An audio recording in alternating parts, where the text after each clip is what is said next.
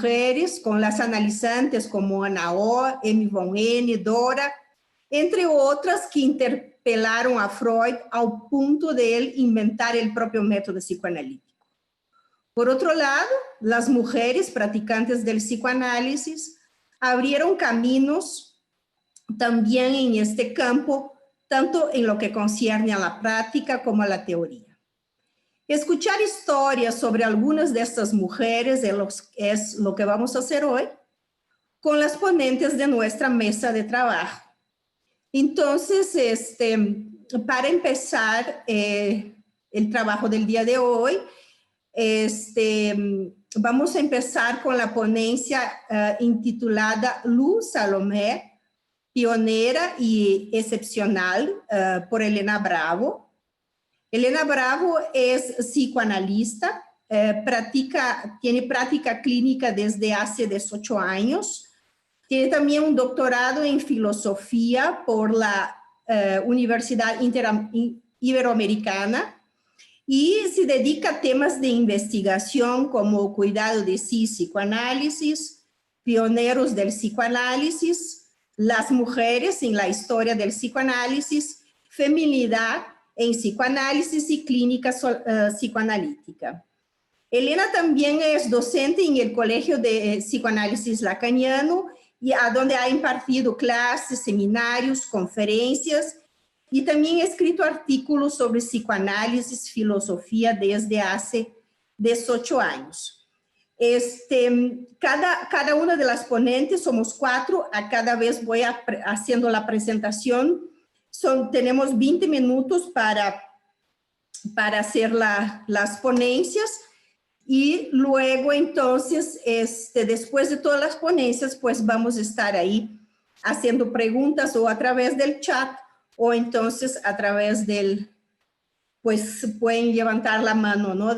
Aquí en la pantalla que voy a estar entonces apuntando a ustedes. Muy bienvenidos y entonces con ustedes, Elena Bravo, por favor. Hola, buenas noches. Muchas gracias, Lucián. Pues muchas gracias al Círculo Psicoanalítico por esta invitación, en especial a Raquel Aguilar, quien la extendió la invitación, y estoy muy, muy contenta de estar acá compartiendo mesa con psicoanalistas que además aprecio y admiro desde hace mucho tiempo. Entonces, bueno, estoy muy contenta. Me encanta además que estemos haciendo una mesa, que estemos trabajando un tema tan importante, las mujeres en la historia del psicoanálisis, ¿no? Durante muchos, muchos años, muchas de estas mujeres han estado tremendamente olvidadas, ¿no? O se les ha asociado básicamente al psicoanálisis infantil, por ejemplo. Quizá ahí ha habido un poquito más de reconocimiento, pero pues la obra de las psicoanalistas mujeres a lo largo de la historia abarca muchos, muchos temas, ¿no? El narcisismo, psicosis, práctica analítica, en fin, ¿no? Pulsión de muerte. Hay muchas analistas muy importantes, ¿no? Hoy voy a trabajar específicamente a una, un poquito, en 20 minutos apenas da tiempo de hacer como un breve panorama, pero bueno, quisiera mencionar a algunas otras, ¿no? A Margaret Hilferding, a Hermine Hugh-Hellmuth, que me parece de las más olvidadas, porque bueno, es la pionera en psicoanálisis infantil y siempre se pone como a Melanie Klein o a Anna Freud como en ese lugar, cuando ella es anterior. Lample de Groot, Ruth McBrunswick, Helen Deutsch, que en lo personal es mi favorita, junto a Lou y Melanie Klein, en fin, Joan Riviere, etcétera. Pero bueno, Margaret Little, Paula Hyman, habría muchísimas. Pero yo voy a hablar específicamente de Lou Salomé, cuya obra es muy, muy poco conocida, desafortunadamente, ¿no? Se le recuerda en general como una musa, una mujer bellísima que cautivó a hombres, ¿no? Intelectuales muy importantes como Nietzsche, como Rilke, como Freud, incluso como Víctor Tausk, ¿no? Pero bueno, la obra de ella es muy amplia, difícil de conseguir. Les voy a mostrar algunas de sus obras, de su trabajo. Su trabajo es tanto literario como filosófico y por supuesto psicoanalítico, ¿no? Tiene obras en esos 3 campos, ¿no? Tiene literatura, filosofía y psicoanálisis. Algunos temas de filosofía y psicoanálisis, ¿no? Algunos temas los aborda desde los 2 lugares, desde la filosofía y el psicoanálisis, como el tema de Dios, que es un tema que le preocupa a lo largo de toda su vida, desde chiquitita, ¿no? Es el lugar que tiene Dios en su vida, ¿no? Y en la vida. La feminidad es otro tema que a ella le ocupa desde siempre, ¿no? Y desde la filosofía y desde el psicoanálisis.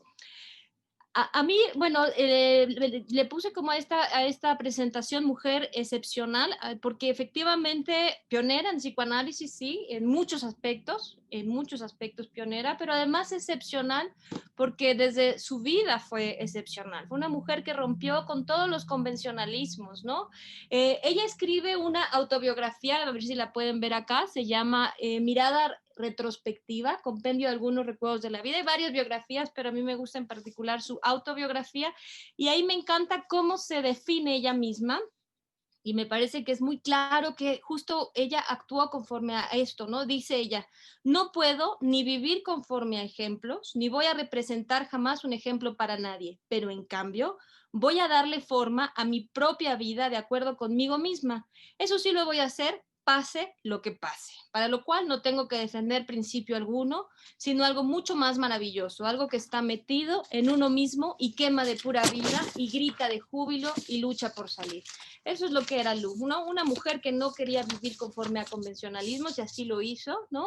Hizo cosas que para la época eran un escándalo, como planear vivir con hombres sin estar casada con ellos, ¿no? Como viajar y viajar y viajar con entera libertad, como renunciar a la maternidad, decidió no tener hijos, en fin, ¿no? Vivió muy dedicada a la vida intelectual. El psicoanálisis fue lo que la volvió un poquito más sedentaria, porque era viajera, le encantaba estar de un lado para otro, ¿no? Vivir muchas aventuras, conocer mucha gente, etcétera. Pero con el psicoanálisis se estabilizó un poquito más porque, bueno, tenía un compromiso, ¿no? Con sus pacientes y eso hizo que ya dejara de viajar como lo hacía. Es rusa, seguramente eso lo saben.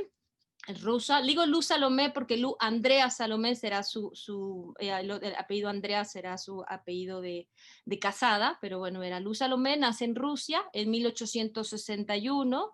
En su biografía dice que una de las cosas que la marcó, bueno, son varias, una es que ella era hija menor después de 5 hermanos varones, ella era la sexta, pero era la sexta mujer, cuando la mamá esperaba tener ya de una vez la media docena de varones, nace ella, ¿no? La más chica y la única mujer, y bueno, pues desde ahí eso dice que la marca junto a otras cosas, ¿no? Como para ella, les decía desde hace rato, un acontecimiento fundamental fue que perdió a Dios, dice, ¿no? Perdí a Dios y eso hizo que dijera, pobres de mis papás, tengo que ser obedientes con ellos por compasión, porque ellos también perdieron a Dios, pero no saben, no se han dado cuenta, ¿no? Esa es una de las cosas. Desde chica tuvo muchos intereses intelectuales, ¿no? Estudiar filosofía, tuvo varios problemas de salud también desde joven, y eso también hizo que tuviera que viajar buscando tratamientos a veces. Bueno, antes que tener una relación con Freud, tuvo una relación importante personal, pero sobre todo diría in, intelectual, ¿no? Con Nietzsche. Y bueno, Nietzsche quedó fascinado, lo sabemos, por ella, pero no solamente por su belleza, como se suele pensar, por el brillo que dicen que tenía, sino que para Nietzsche la inteligencia de Lu fue algo que sobresalía, y así lo decían todos los que la conocían, hombres y mujeres, ¿no? Ella dice en una carta, Nietzsche dice de ella en una carta a su amigo Peter Gast, es tan inteligente como un águila y tan valiente como un león, al mismo tiempo que es una joven tímida que quizá no viva mucho tiempo. Es admirable hasta qué punto está preparada para mi manera de pensar y mis ideas. Tiene una increíble firmeza de carácter y sabe muy bien lo que quiere sin preguntárselo al mundo y sin preocuparse por él, ¿no? De nuevo, esta idea de ella no le importa lo que digan los demás, ella va a defender lo que ella cree, ¿no? Nietzsche se impresionó tanto, por supuesto, sabemos que se quería casar con ella, le pide matrimonio, ella lo rechaza. Sin embargo, Nietzsche dice, aunque no se quiera casar conmigo, a mí me gustaría mucho ser su profesor, ¿no? Él quería que ella fuera su heredera intelectual. En algún otro lugar, en una carta a su amigo Overbeck, le dice, Lou es con mucho la persona más lista que conocí. Y bueno, pues Nietzsche conoció a mucha gente, ¿no? Lou era la mujer, la persona, no la mujer, la persona más lista que conoció, ¿no? En fin, no quiero ahondar tanto en la relación con Nietzsche ni con Rilke, sino quiero ahora llegar a su momento psicoanalítico, que es a los 50 años. Ya Lou pasaba los 50 años cuando se acerca al psicoanálisis, asiste al Congreso de Weimar y en ese congreso queda fascinada, ¿no? Queda fascinada con el psicoanálisis en 1911 y decide mudarse a Viena en 1912 a aprender directamente de Freud, ¿no? Se incorpora a las veladas de los miércoles, sabemos, ¿se acuerdan? Estas reuniones que los miércoles hacía Freud con sus allegados, se incorpora, es la única mujer durante mucho tiempo en esas reuniones de los miércoles. Freud le permite a ella que asista al mismo tiempo a las reuniones de Adler, al trabajo que hacía Adler, aunque Freud era muy celoso, ya se había separado de Adler, a Lou le permite que se vaya a esa reunión, y digo le permite porque Freud pedía una lealtad, decía o con Adler o conmigo en ese periodo, a ningún otro le permitía, digamos, que estuvieran los dos lados. A Lou sí, aunque Lou también poco a poco se va separando de Adler, ¿no? No le va gustando tanto la teoría de Adler, más bien va quedando más cerca de Freud y tiene cercanía también con Abraham, con Ferenczi. Antes de que Lou se mude a Viena a estar con Freud, había ya estado en Berlín con Karl Abraham, que es otro pionero del psicoanálisis maravilloso, y Abraham ya le había escrito a Freud lo siguiente, fíjense lo que había dicho también. Una visitante del Congreso de Weimar le escribe a Abraham a Freud, la señora Lou Andrea Salomé ha estado algún tiempo en Berlín. La he conocido de cerca y puedo decir que nunca antes había encontrado semejante comprensión del psicoanálisis, hasta lo último y más sutil. Es decir, ella causaba esta impresión, ¿no? Su agudeza, su comprensión, su inteligencia, hacían que se quedaran fascinadas las personas que podían dialogar con ella, ¿no? En 1915 empieza a trabajar como analista, pero antes les quiero mostrar una cosa. Este diario, Aprendiendo con Freud, de Lou Salomé, es el diario que escribe ella de ese primer encuentro con Freud que les decía en 1912. Va escribiendo un diario de cómo percibe a Freud, de qué se discute en esas reuniones, de qué posición toma ella frente a esas reuniones. Es bastante interesante también. Muestra su obra porque luego la gente dice, no hay obra de Lou, y sí hay bastantes cosas muy buenas, ¿no? De psicoanálisis, de su diario con Freud, su autobiografía, etcétera, ¿no? Luego no son tan fáciles de conseguir, pero vale la pena intentarlo por las librerías, ahí los encontramos, ¿no? En 1915 empieza a trabajar como analista, empieza ya a practicar el psicoanálisis, empieza a tener una especie de supervisión con Freud por correspondencia, lo cual es también bien interesante, ¿no? Porque se empiezan a mandar cartas y le cuenta a Freud que me llegó un caso tal, ¿no? Me llegó un niño de 6 años, estoy trabajando de este modo, Freud le aconseja. Uno de los casos es un caso interesante, es una mujer de 21 años que consulta a Lou vía correspondencia, ¿no? Escribe cartas y así Lou le responde también por cartas y le dice a Freud, oye Freud, ¿qué piensas que esté haciendo yo esto? Yo sé que el psicoanálisis no es así, es en diván, es en persona, etcétera. Y Freud le dice, no, adelante, ¿no? Si esto es algo que le puede ayudar a esa paciente y te puede ayudar a ti también en tu práctica y ambas pueden salir ganando de esto, adelante, ¿no? Y Freud le aconseja por correspondencia también a Lou, lo cual es interesante ahora que hubo tal debate entre si trabajábamos en línea o no, y etcétera. Bueno, Lou ahí está trabajando por carta, ¿no? Que era la posibilidad que tenía con esa paciente. La correspondencia con Freud es una joya también, aquí la pongo, Freud y Lou hablan de muchas cosas, ¿no? Casos, ¿no? Cosas personales a veces, ¿no? Es también algo que vale la pena. Cada cumpleaños Lou le escribía cartas a Freud, porque para Freud su cumpleaños era muy importante, ¿no?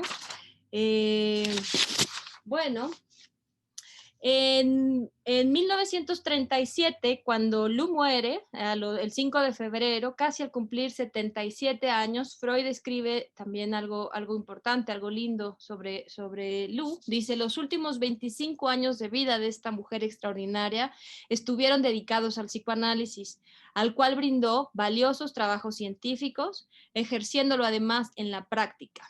No digo gran cosa si confieso que todos nosotros sentimos como un honor su ingreso en las filas de nuestros colaboradores y compañeros de lucha, y al mismo tiempo como una nueva confirmación del contenido de verdad de las doctrinas analíticas. Era evidente que sabía dónde es preciso buscar los reales valores de la vida. Freud quiso muchísimo a Lu, ¿no? Freud dice en varios lugares, ¿no? Le escriben las cartas. Ayer que estaba yo dando una clase, la estuve buscando, me hizo falta el brillo que usted le da, ¿no? A las habitaciones en donde está, usted lo ilumina. Me puse celoso de que ya no quisiera seguir con este psicoanálisis y hubiera preferido la doctrina de Adler, ¿no? Freud tuvo mucho gusto, mucha admiración por Lu, en particular por un texto, ¿no? El texto de Análisis Sexual, ¿no? Que es el texto que a Freud más le gustaba de Lu Salomé. Quiero hablar un poquitito de su pensamiento, sé que no hay muchísimo tiempo, pero un poco de su pensamiento y de su obra, entre ellas algo del texto de Análisis Sexual. Quizá el texto que la mayoría de la gente considera más importante de Lu es el del narcisismo como doble dirección, ¿no? Que está compilada la obra psicoanalítica de Lu, está en este libro, El narcisismo como doble dirección, obras psicoanalíticas, donde se ocupa obviamente, entre otras cosas, del tema de Dios, que les decía que a Lu siempre le interesó, ¿no? Acá el narcisismo como doble dirección, en un sentido como explicarlo, el narcisismo como algo que va en dos direcciones. Una, como en una búsqueda de un reencuentro con el todo, como este sentimiento oceánico que describía Freud, como un reencuentro con Dios, y otra dirección como en un principio de individuación, de alguna forma, ¿no? Así es, esta doble dirección que está planteando Lu. Creo que para muchos es el texto más importante, pero para Freud, para Lacan, recientemente para Lusch, ¿no? Uno de los trabajos más retomados es el de Análisis Sexual, que forma parte de la obra de Lu, que bueno, que tiene que ver con dos temas que le ocupan, aparte, uno el de la psicosexualidad, ¿no? Todo el tema de lo psicosexual y en específico ahí, análisis sexual, el erotismo anal y las implicaciones que tiene la cercanía entre la vagina y el ano en el erotismo femenino, por ejemplo.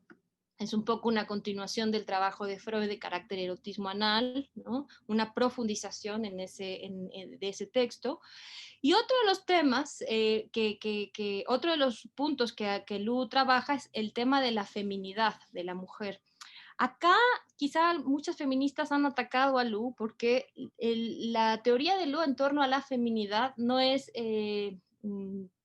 no sé, no es tan liberal como quizá algunas personas hubieran querido que Lu pensara la feminidad, sino al contrario, ella lo que dice de la feminidad es mucho lo que dicen otras personas de la época, ¿no? Que a la mujer la caracteriza la receptividad, la pasividad, el agradecimiento, la gratitud, el super yo más débil, la abnegación, la sumisión, ¿no?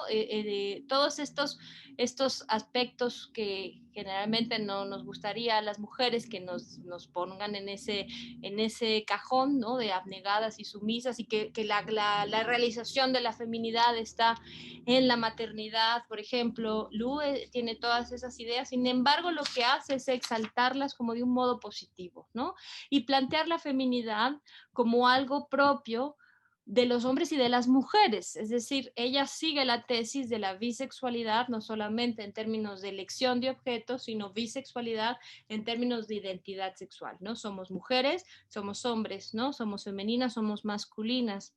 Y en ese sentido, el psicoanálisis le parecía que lograba la combinación perfecta para esa bisexualidad, porque decía, el psicoanálisis es una práctica en donde precisamente es posible como sacarle provecho a esta bisexualidad, porque es receptivo, es, las palabras de ella aquí las tengo, a ver, se las voy a decir respecto al psicoanálisis, implica una compenetración íntima y profunda, como lo es la feminidad, pero también un ejercicio, una aplicación racional e intelectual, como es la masculinidad, según ella, ¿no? Entonces, desde ahí el psicoanálisis ofrecía esta doble posibilidad, ¿no? Femenina y masculina. En fin, por eso a ella le encantaba esa posibilidad del psicoanálisis. Bueno, ella encontró, dice, en el psicoanálisis como una especie de hogar, de calidez, y quisiera cerrar lo que traigo para ustedes comentando una expresión que tuvo Lu una vez que Ana Freud leyó un trabajo para su admisión en la Sociedad Psicoanalítica, y decía que en el psicoanálisis había tenido un encuentro muy cálido, ¿no? Ella dice de sí misma: soy una especie de viejo animal frío que solo siente cariño por muy pocas personas, y es por esto por lo que me siento tan agradecida en que en el seno del psicoanálisis me vaya derritiendo tan calurosamente, ¿no? Decía, puedo decirle a usted, le dice a Freud, que me miman enormemente y yo lo acepto y lo gozo, ¿no? Hizo con el psicoanálisis una familia, ¿no? Para ella. La llenó de calidez, dice ella, ¿no? Y eso es todo lo que quería comentarles hoy. Muchas gracias.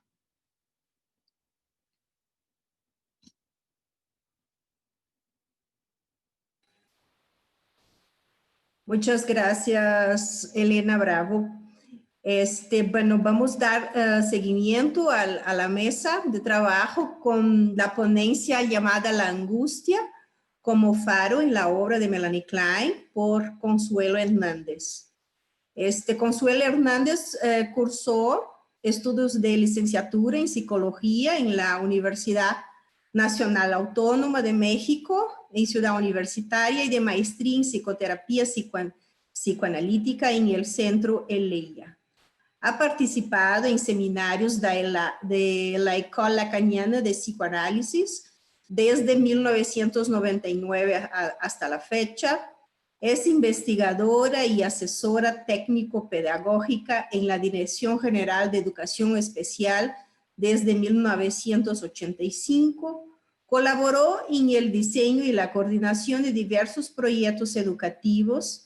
Impartió asesorías, talleres a nivel nacional en los servicios educativos de la Dirección de Educación Especial sobre la enseñanza del español, sobre educación sexual, equidad de género y prevención de adicciones, así como en la atención a niños con capacidades y aptitudes sobresalientes. También formó parte de la planta docente de diferentes instituciones educativas a nivel medio, superior y impartió diferentes seminarios en el Círculo Psicoanalítico Mexicano. De 2007 a 2012 colaboró en la dictaminación de libros de textos de español de editorial privada para educación secundaria y es autora y coautora también de libros de textos para alumnos y maestros de primarias particulares de las asignaturas de español y formación cívica y ética. En la actualidad trabaja en consultorio privado. Bueno, entonces les voy a pasar la palabra a Consuelo Hernández.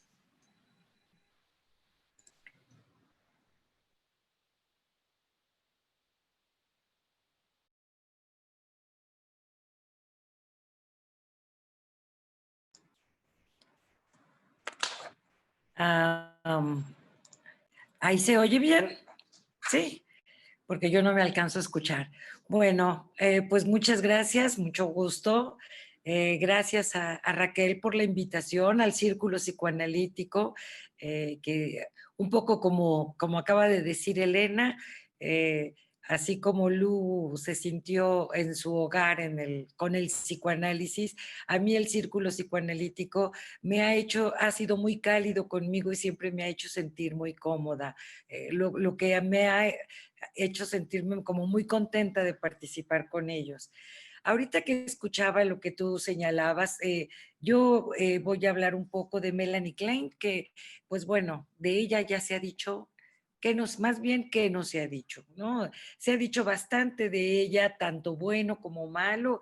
Ella tuvo seguidores, gente que en un principio se sintió muy eh, eh, impresionada por sus desarrollos, pero gente que también la criticó y o sea, detractores tuvo muchísimos.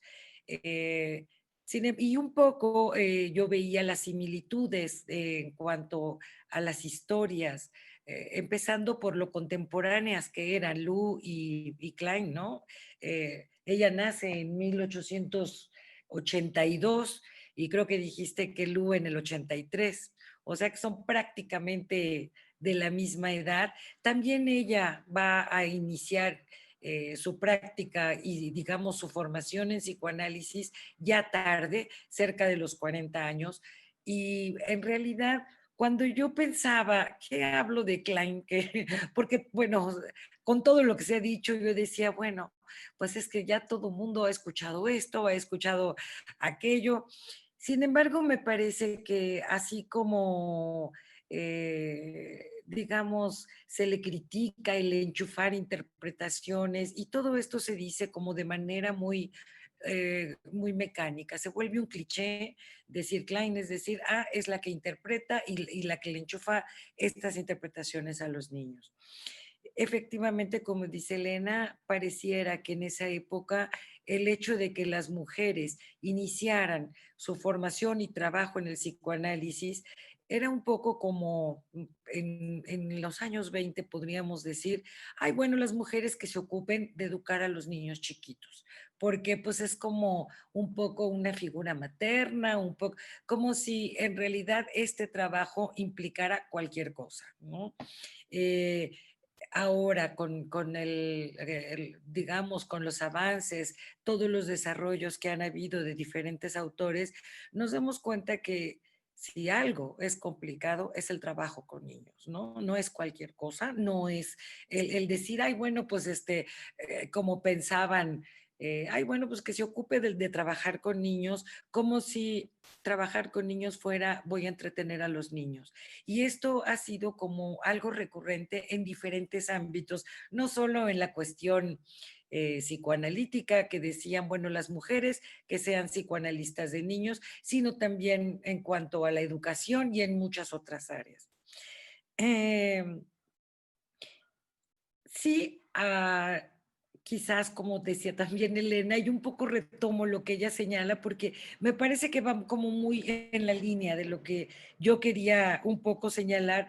Hugh Helmuth sí es alguien poco reconocida, sin embargo, cuando se habla de terapia de juego, aun cuando ella es de las iniciadoras, también es cierto que lo que Klein va a proponer es algo totalmente original, totalmente fuera digamos, de lo que se venía haciendo, de lo que se venía pensando en términos de trabajar con los niños como para hacerlos, para que pudieran adaptarse a las familias, ¿no? Para que en su casa, digamos, pudieran llevar una buena relación con sus padres, con sus hermanos. A Klein eso, si bien a ella le preocupa la salud mental del niño, ella lo va a pensar siempre va a pensarlo en términos de inconsciente. Ella va a otorgarle un lugar preponderante al inconsciente y va a poner a la angustia, a diferencia de Freud, en un lugar central. Para ella la angustia va a ser el motor de todo. Va a ser como a partir de eso se inicia todo. Freud había señalado y había tenido desarrollos de la angustia en donde él había planteado la angustia derivada de la pulsión sexual, ¿no? A falta de descarga sexual, esto genera angustia. Klein va a decir al revés, ¿no? Ella va a decir, no, es la angustia lo que va a ir llevando o no al desarrollo de la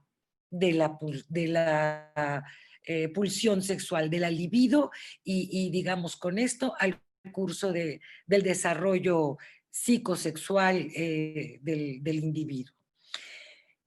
Cuando yo pensaba cómo empezar a abordar la angustia con Melanie Klein, que es como lo que ella hizo, me parecía importante pensar un poco en cuál había sido su historia, porque, bueno, yo creo que el que ella llegue al psicoanálisis, aquí a diferencia de Lu, ella llega siendo muy poco querida y muy poco aceptada, definitivamente por Freud jamás.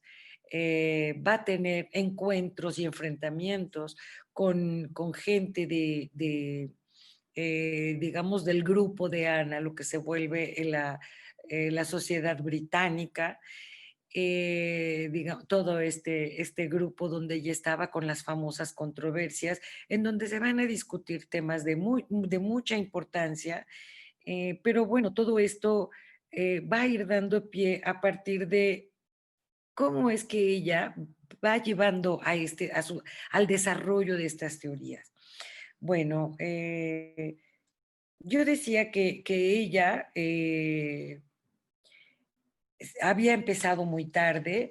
eh, Cuando yo me pregunto quién fue Klein, Alex Strachey, que fue quien la introduce al grupo inglés con el círculo de ingleses a través de su esposo, eh, se refiere a ella en alguna parte como un poco chiflada. Eso es todo, dice, pero sin duda su espíritu rebosa de cosas sumamente interesantes. Ella tiene una personalidad encantadora. A Strachey le asombraba ver cómo Klein podía le gustaba ir a bailar, iban a teatros, aquí dice que era como bares de izquierda, no, digamos que no eran lugares quizá muy elegantes, que Alex así como que decía, híjole, ¿cómo nos vamos a meter de veras aquí? Y le llamaba la atención el atuendo que ella usaba. Definitivamente, Klein no era una mujer de recursos económicos, bollantes, digamos, ella en realidad careció y pasó grandes penurias cuando ella nace en Viena, ella es la cuarta o sea, es la última de 4 hijos que tiene la pareja, una pareja, el padre de judíos ortodoxos que de alguna manera deja la religión de lado, o renuncia a la tradición ortodoxa cuando decide divorciarse y estudiar medicina.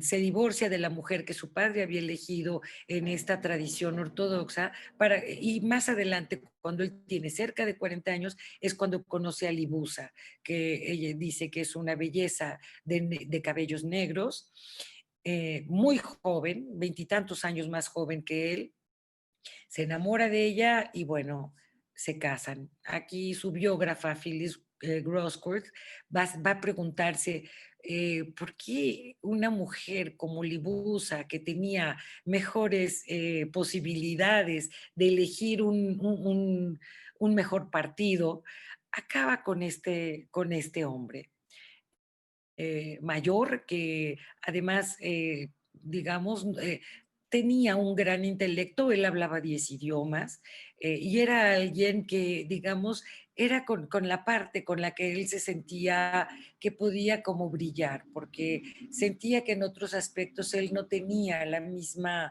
manera de relacionarse que el resto de la gente.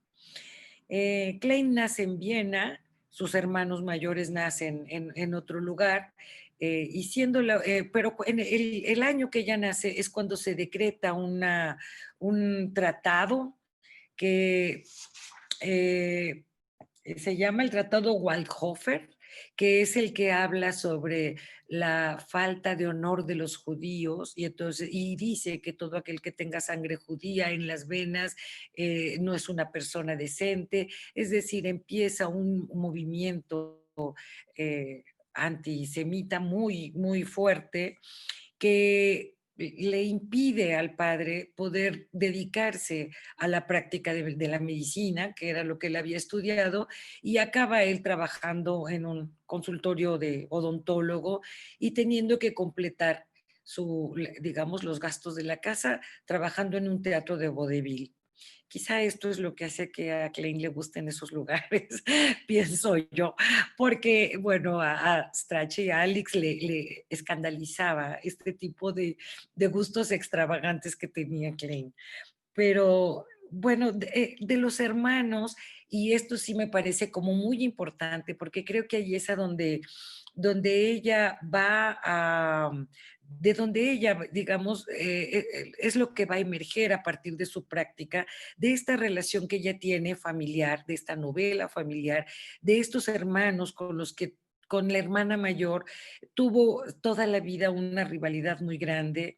A su padre nunca le perdonó que él hubiera expresado en voz alta que su preferida era Emily, ella era la mayor, y Klein no se lo perdona nunca, nunca, nunca. O sea, incluso cuando ya está anciana y por morir, ella sigue todavía enojada de que el padre hubiera elegido a Emily. Después estaba su hermano, su hermano Emanuel, que fue un joven enfermizo, pero con quien Melanie, digamos, él era 4 o 5 años mayor que Melanie, y Melanie siempre se sintió, vio en él al padre que nunca estuvo cercano para ella. Ella no recuerda un padre cercano, al contrario, ella en sus recuerdos aun cuando su autobiografía es muy, dice Phyllis, que su autobiografía es muy complaciente y que en realidad oculta muchos detalles que ella tuvo que ir a localizar y a confrontar en las cartas y en la correspondencia que tenía esta Klein. En estas cartas y en esta correspondencia es de donde Phyllis encuentra, digamos, un relato totalmente distinto al que Klein cuenta en su autobiografía, en donde habla de una madre muy amorosa, a Libusa la pone como una mujer muy amorosa, que siempre estuvo allí para ella. Y Libusa fue una mujer muy controladora, que nunca en realidad siempre trató de apartarla de su marido y de sus hijos. Eh, y con Emanuel esta relación no solo era cercana y ella se sentía protegida, sino también tenía matices incestuosos. Entre ellos había una relación que era como muy, muy complicada, en donde eh, ella se ponía celosa. De hecho, cuando Melanie conoce al que va a ser su esposo, Arthur Klein, que es de donde ella toma el apellido, ella, su nombre de soltera era Rices, Melanie Rices, toma su nombre el Klein lo toma de este hombre que ella conoce. Él era primo segundo por parte de su madre y era un ingeniero químico que estudiaba en una universidad muy prestigiosa en Suiza. Él cuando la conoce se enamora de ella, inmediatamente le pide matrimonio y Melanie, que había iniciado estudios de medicina porque ella quería estudiar psiquiatría, que era también algo muy osado para la época, eh, pues dice su biógrafa que ese fue el preludio de la muerte de Emanuel. Él en realidad nunca, él era artista, pero nunca consolida nada, había estudiado medicina, la abandonó, después se había ido, había andado viajando por Europa, escribe una serie de poemas y de lo que ella siempre le va a agradecer a Arthur, su esposo, es la recopilación de estos escritos y la publicación, que Klein ve que nunca tienen que nunca tienen impacto. Pero esta relación que ella tiene con el hermano, y el hermano se muere cuando Phyllis dice que en realidad ella piensa que tuvo que ver porque él no pudo soportar que ni Libusa ni Melanie, que estaba próxima a casarse, pudieran vivir sin él. Entonces él muere a los 25 años. Melanie parece entonces tiene alrededor de 20 y poco tiempo después de la muerte ella se casa con Arthur. Entonces, bueno, eso es como, son como momentos como muy llamativos en la vida de ella. Y luego su siguiente hermana, que se llamaba Sidonie, muere cuando ella tiene 4 años.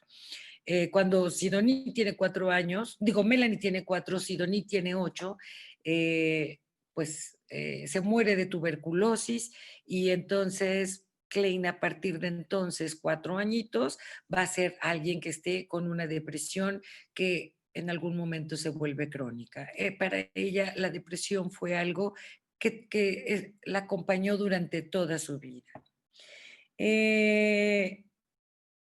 Después, bueno, ella dice, Melanie Klein, con respecto a la muerte de Sidonie, dice, siento que nunca superé el sentimiento de dolor por su muerte. También sufrí por el dolor que manifestó mi madre. Recuerdo que sentí que mi madre me necesitaba a mí especialmente. Entonces, cuando Sidonie se había ido, y es probable que en parte el daño consistiera en que yo tenía que reemplazar a esa niña.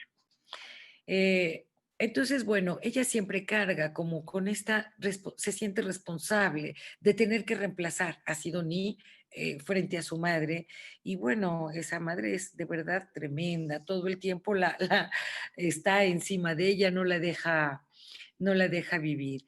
Pero cuando Melanie acepta el casarse, todavía vivía Emanuel, eh,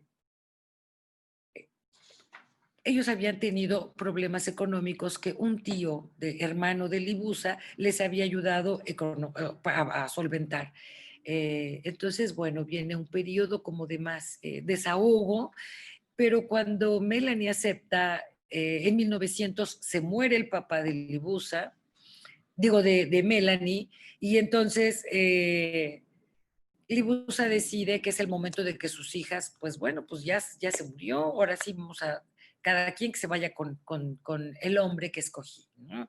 Porque de alguna manera es ella quien los escoge. También en la biografía dice Groscourt que ella cree que también algo que influyó en que Melanie aceptara el compromiso con Arthur fue la impresión que él había causado en Emmanuel.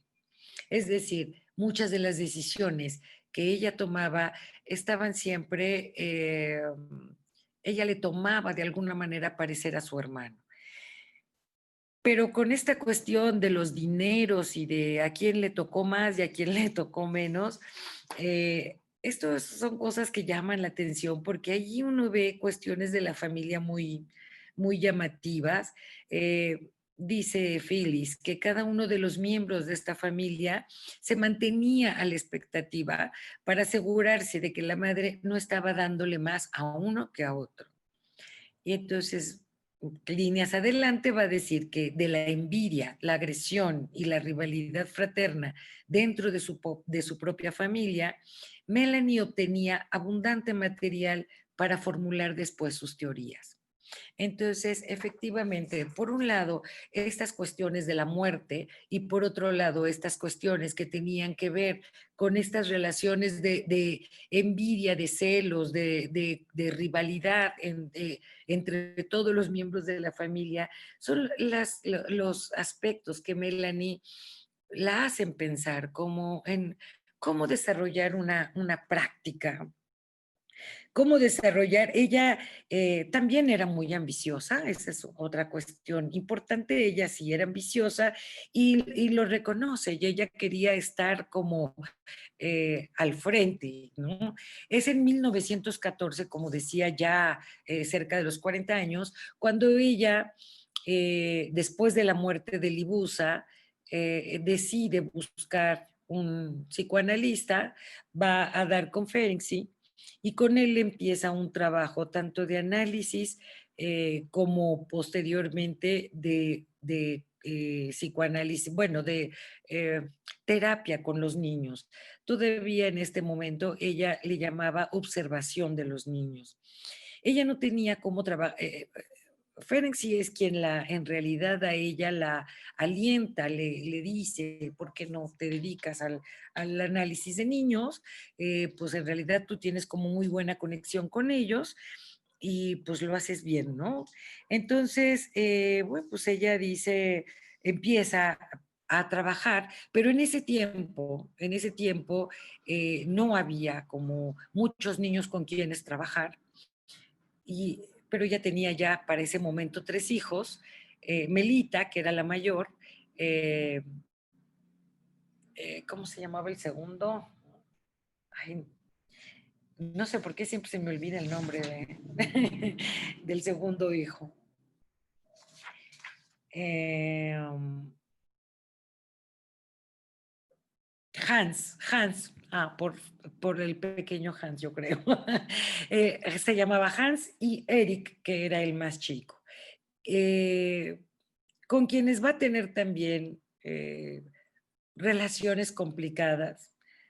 Hans se va a morir cuando él tiene 18 años, por ahí de los años 50, y con Melita va a tener una relación difícil, aun cuando era chica, Melita, ella siempre tomaba partido por su madre cuando tenían discusiones, Arthur y ella, pero de grande ella se casa y entra también a la sociedad británica en este momento con Glover. Ya para entonces hay como una escisión importante en estos grupos psicoanalíticos y, y Melita rompe con su madre, nunca más vuelve a hablar con ella y Melanie hubiera esperado que, así como ella se había acercado al hecho de muerte de su madre y se habían pedido perdón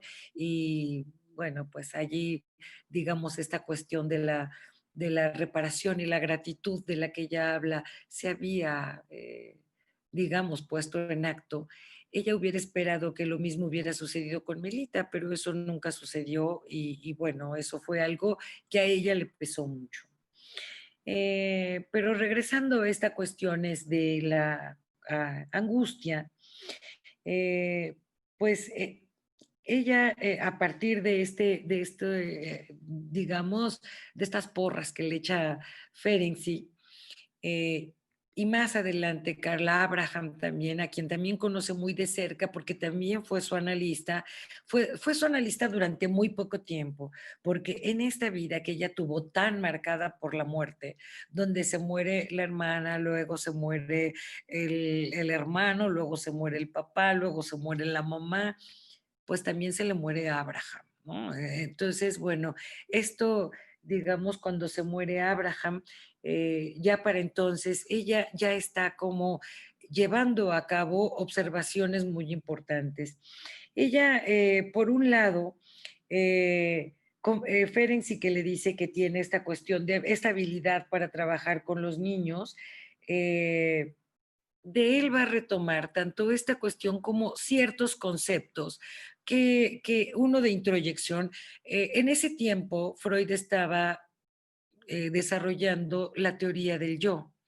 Y entonces, bueno, en esta cuestión de la concepción de la realidad del yo, Ferenczi hablaba Consuelo, perdón, de Consuelo. dos mecanismos, uno de introyección y otro de proyección, uno como omnipotencia y el otro que estaba referido a la... eh, Consuelo, eh, Consuelo. a Bueno, la frustración de Consuelo, estos deseos omnipotentes, que allí un poco Consuelo. como al trabajo que después también iba a hacer Winnicott, pero en fin, Hola, digamos, obviamente todos ellos, nadie trabaja sin Freud, ¿no?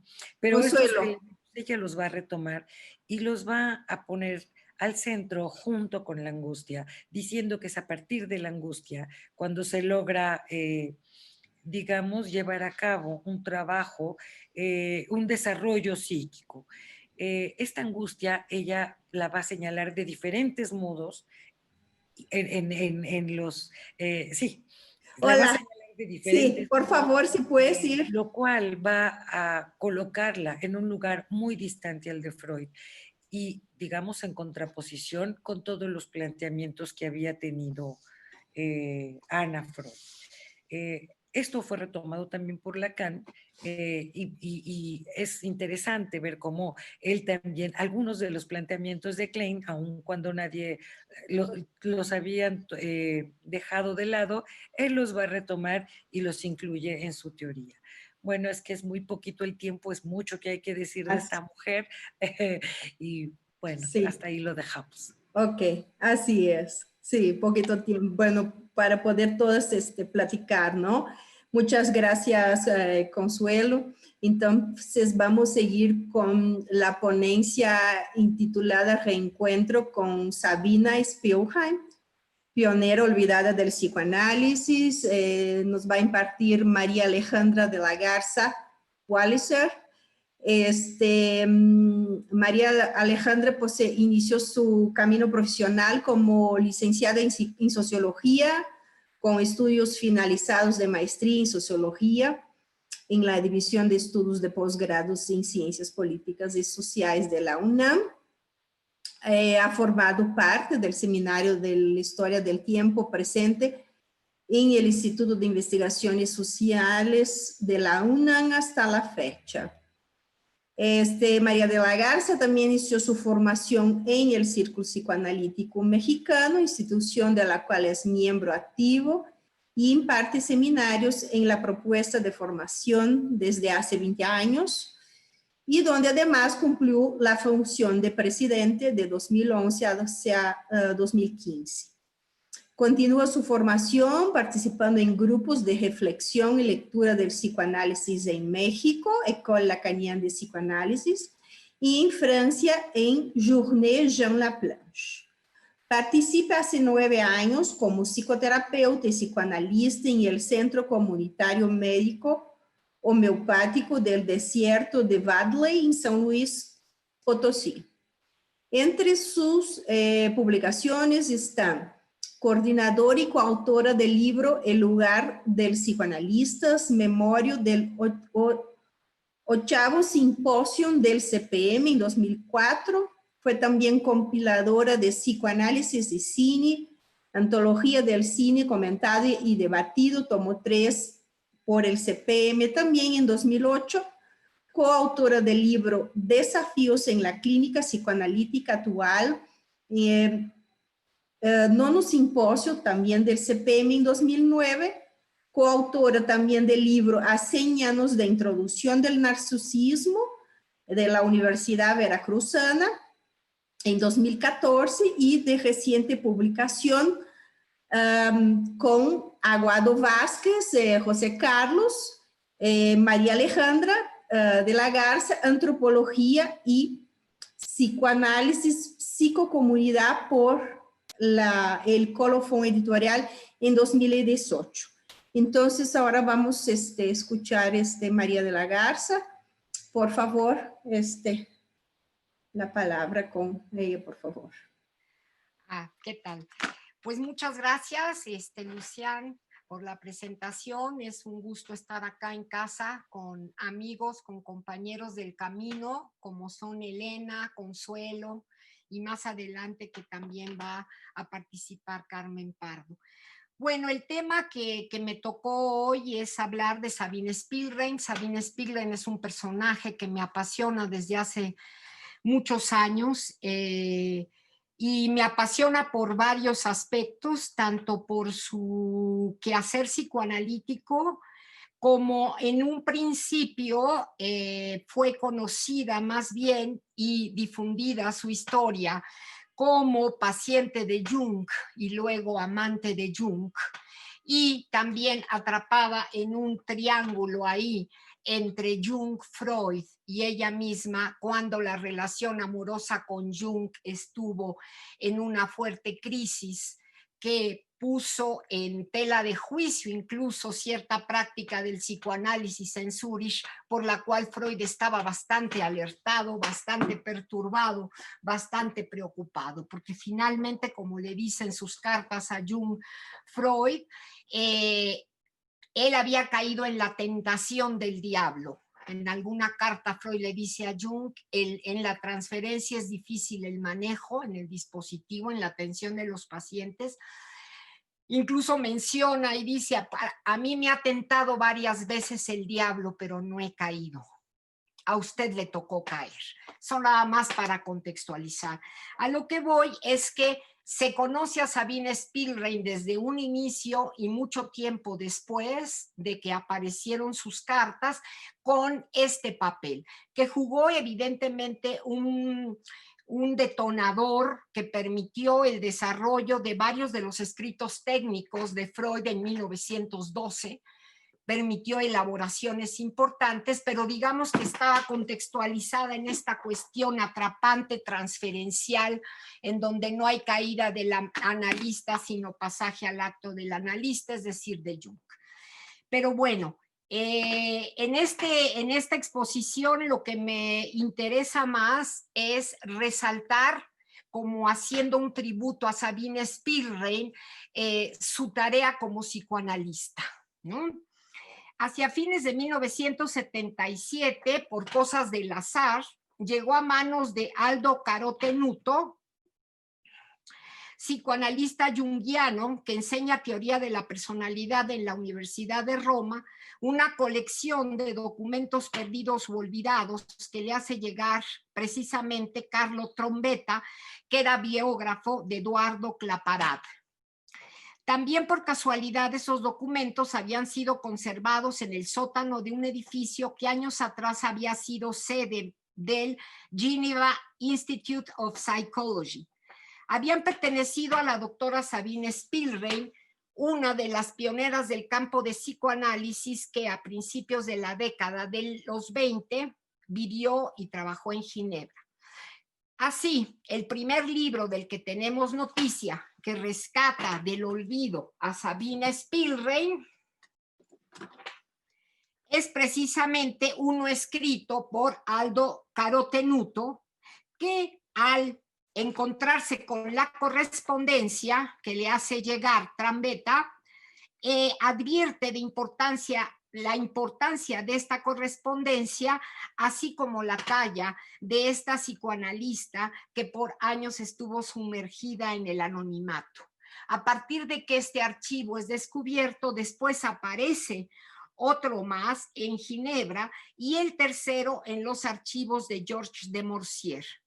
Vista, como les mencionaba en un principio, como la amante de Jung y rodeada del escándalo al que conlleva ser paciente y amante del propio analista, pero además por ser testigo de la ruptura de Jung con Freud, porque hay una coincidencia de fechas, así como la elaboración del texto de Freud que se llama Sobre el amor de transferencia, que puede ser leído como una reinterpretación, no reinterpretación, una reelaboración del affaire Jung, como pasó a la historia, el affaire Jung es Sabine Spielrein.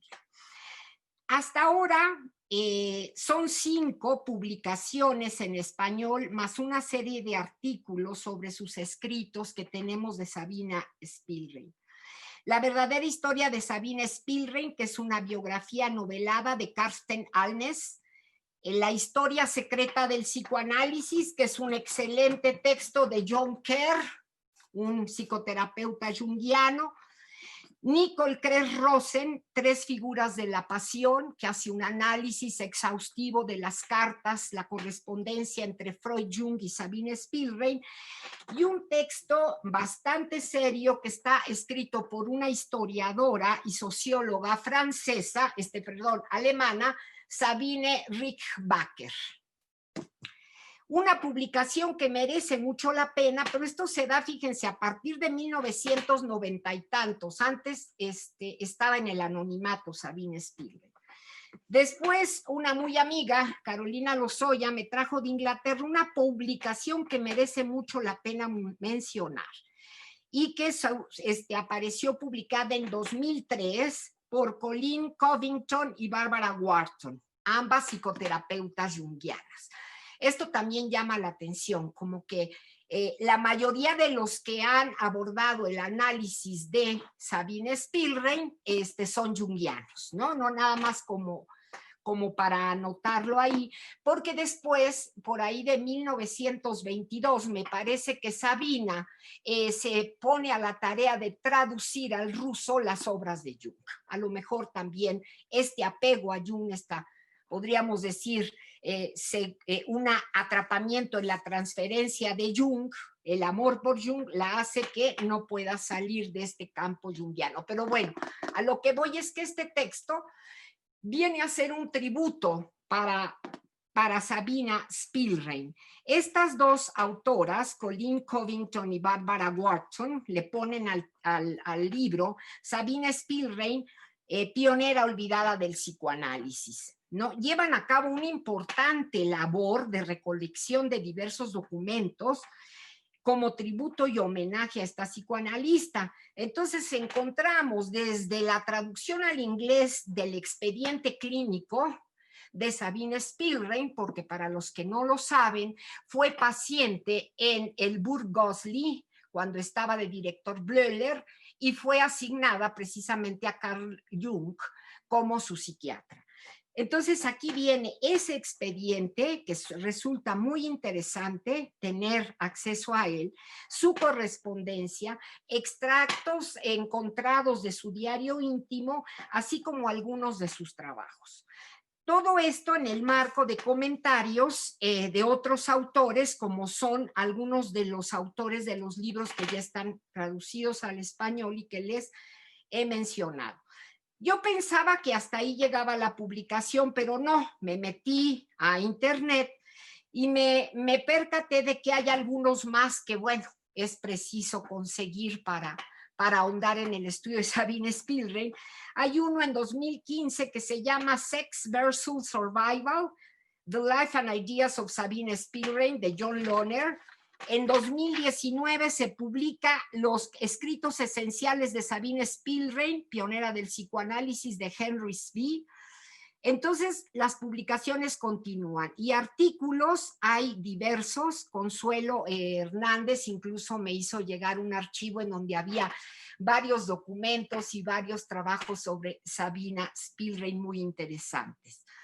A partir de la primera publicación ha aumentado el conocimiento y reconocimiento de esta psicoanalista en el campo psicoanalítico, y no solo a nivel de las investigaciones, sino que también se han realizado 3 producciones fílmicas interesantes. Almas al desnudo en el 2002 por el director Roberto Faenza, basados en la historia de Aldo Carotenuto. Mi nombre fue Sabine Spielrein. Este es un documental película, es un documento histórico de un valor inigualable. Ya me di cuenta que está en YouTube, lo pueden buscar. Y se titula Mi nombre fue Sabine Spielrein. Es excelente, es en blanco y negro, es extraordinario. Creo que de los 3 es el que más me gusta. De la cineasta sueca Elisabeth Marton. Mi nombre fue Sabine Spielrein. Y el tercero es el que de repente ya varios conocen, que es la película Un método peligroso, dirigida por Cronenberg en el 2011. Entonces, sin duda, Sabine Spielrein, a partir de que aparece en la correspondencia y aparece a la luz, ha impulsado e impactado con su pensar, teorización y práctica clínica al psicoanálisis. Ella literalmente ha resurgido como el ave fénix de las cenizas después de haber fallecido. Y ha resurgido de las cenizas aún con fallas y aún con actos fallidos. Solamente comentarles 2. Hay una foto acá en esta colección de Freud, ¿no? Que es del tercer Congreso Psicoanalítico en 1911, ¿sí? Y aquí está Sabine Spielrein, ¿ok? Por acá, a un lado de Luandré Salomé. Bueno, cuando aparecen los nombres mapeados de la foto, no aparece su nombre, no aparece. Pero algo que llama mucho la atención es que abre uno en Google Sabine Spielrein y fotografías y aparecen fotos de Lu Andrés Salomé. Y como anécdota, nada más, yo no sé si el destino, después de haber muerto, sigue, ¿no?, actuando el destino funesto de la misma vida de Sabina, porque en una ocasión, el año pasado, un compañero uruguayo me manda la promoción de una actividad que iban a tener de Sabine Spielrein, y no venía la foto de Sabine Spielrein, sino también de Lu Andrés Salomé. Entonces incluso tomé la foto de este libro y le dije, oye, pon la foto de Sabine Spielrein. Eso lo cuento ahora como algo gracioso, pero para mí no fue gracioso. Algo duele en el alma de decir, bueno, parece que estaba destinada a estar escondida, a estar oculta, y pues no fue así, pero sí tuvo momentos de mucho ensimismamiento, porque no dejó de padecer durante toda su vida momentos importantes de depresión, cuando nos podemos, y que constatamos cuando nos ponemos a leer sus cartas. ¿Quién es Sabine Spielrein? Nace en 1885 en Rostov, hija mayor de un matrimonio judío, clase social alta, es la mayor de 4 hijos. A los 5 años comienza sus estudios en Varsovia y a los 8 en Varsovia la mandan interna a Varsovia y a los 8 vuelve a Rostov a continuarlos en su ciudad natal. La describen como niña difícil, castigada frecuentemente, con un interés sexual e inteligencia precoces y nada reprimidos. Una imaginación desbordante. Era políglota, excelente en sus logros académicos. La información sobre la enfermedad de Sabina, ella nace en 1885, y en 1904 nos enteramos que los padres la llevan a internar precisamente al hospital de Burgosli en Zurich. Poniendo en contexto, era muy importante el hospital de Burgosli, pero además de importante, en mi lectura me parece que fue un acontecimiento muy afortunado el que Sabine Spielrein haya llegado precisamente a ese hospital que estaba en ese momento bajo la dirección de Bleuler, Eugenio Bleuler.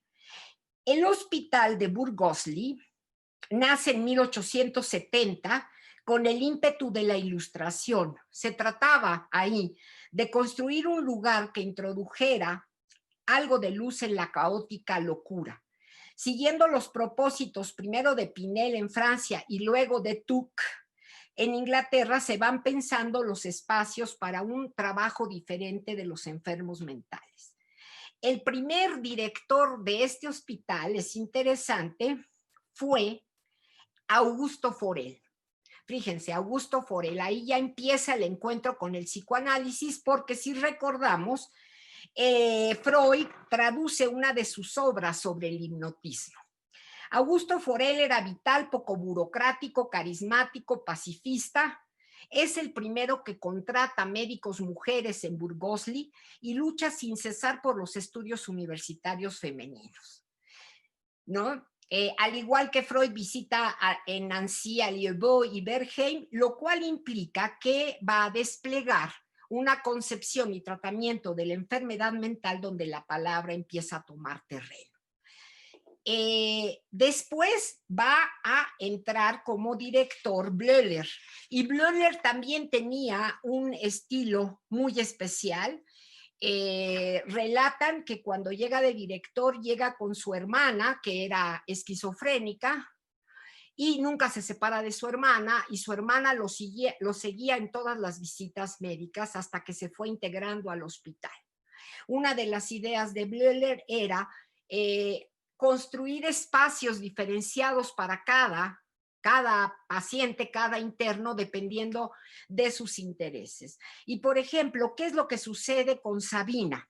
Con Sabina Spielrein sucede que empiezan a darse cuenta de sus intereses intelectuales y le empiezan a encargar a la biblioteca. Después de la biblioteca empieza a ser asistente de Jung cuando precisamente en este hospital está haciendo sus experimentos con la asociación libre. Incluso eso aparece en la película de Cronenberg del método peligroso. A lo que voy es que realmente Sabine Spielrein llegó a un paraíso de hospital. O sea, si puede decirse que un hospital psiquiátrico es un paraíso. Y una cuestión muy importante es que llega, fíjense, llega en 1904, en agosto de 1904, y en 1905 Bleuler empieza a promover su independencia, el que salga del hospital, pero antes de esto, su interés está en entrar a la carrera de medicina y los propios directores o autoridades del hospital la ayudan a entrar, o sea, la apoyan para entrar a la carrera de medicina, y no solo esto, sino que después le ayudan también a conseguir un departamento para que ella ahí se independice. Y una medida esencial, ¿no? Una intervención digna de tomar en cuenta es que la familia de Sabina, cuando estaba ella en este tránsito ya de tomar la decisión y entrar a la Facultad de Medicina, querían ir a visitarla. Y entonces es Bleuler el que les dice, no, no pueden venir. En vez de hacerle un bien a su hija, le van a hacer un mal. Déjenla. Y no deja que la visiten los padres. Eso a mí se me hace genial, porque me acuerdo en algunos textos que leí de la clínica Levistock y también de comunidades terapéuticas, que muchas veces esta medida de separar y de no dejar ver a los enfermos a sus familiares es como una intervención de cura extraordinaria. Bueno, pues eso pasó con Sabine Spielrein. Entonces, en 1905, ella ya está en análisis con Jung y todavía dura 5 años en análisis con Jung ya que sale del hospital. Ahí se desarrolla, empieza a desarrollarse al final la relación amorosa que va a perturbar y que va a fracturar el proceso analítico. Pero de lo que quiero hablar, dice el amor, su relación con Jung, eso se da de 1905 a 1910, no se sabe exactamente la fecha del inicio, está todo esto documentado en los textos, pero digamos que una de las consecuencias es que esta fractura transferencial va a hacer que quede atrapada la persona de Jung y de alguna manera va a tener efectos que podrían leerse, como dije anteriormente, como siniestros para la vida de Sabina Spielrein. Resaltando sus aportes teóricos y clínicos en el psicoanálisis, me gustaría tomar los minutos restantes que me quedan para, y aquí estoy atenta de ti, Lucien, para que tú me digas si 3 minutos me quedan, ¿a poco? ¿En serio? No, qué barbaridad. Bueno, en 1911 presenta su trabajo de tesis llamado Destrucción como causa del devenir. Este es un trabajo sumamente importante que además va a ser presentado en la Sociedad Psicoanalítica de Viena en octubre de 1911, a la vez que pide su entrada en esta sociedad Sabine Spielrein. Ahí hablamos de un total reconocimiento de Freud hacia ella. Es una de las psicoanalistas más joven que va a pertenecer a la Sociedad Psicoanalítica de Viena. Otra de las cuestiones es, se va después a vivir a Berlín, trabaja cerca del Instituto de Berlín, ahí es donde se casa, con quien va a tener Robert Schaftel, que va a tener 2 hijos, pero lo que me interesa mencionar es que en 1921 va a trasladarse a Ginebra, en donde se va a incorporar al Instituto Jacques Rousseau, fundado por Clapeyret en 1912. Ahí es interesante porque va a asesorarlo a él mismo y también va a realizar varios análisis didácticos, entre ellos a Jean Piaget. Jean Piaget va a ser también su paciente, lo cual me parece también digno de mencionarse. Entre los trabajos interesantes que realiza, no solamente está este de la destrucción como causa de empezar a ser o del devenir, que como sabemos Freud va a resaltar su aportación en Más allá del principio del placer, sino que también se va a dedicar a teorizar sobre cuestiones relacionadas al análisis infantil. Incluso va a ser un texto que tiene que ver con el lenguaje y el origen de las palabras papá y mamá en relación al chupeteo, que va a retomar Melanie Klein en 1923, reconociendo los aportes de Sabine Spielrein.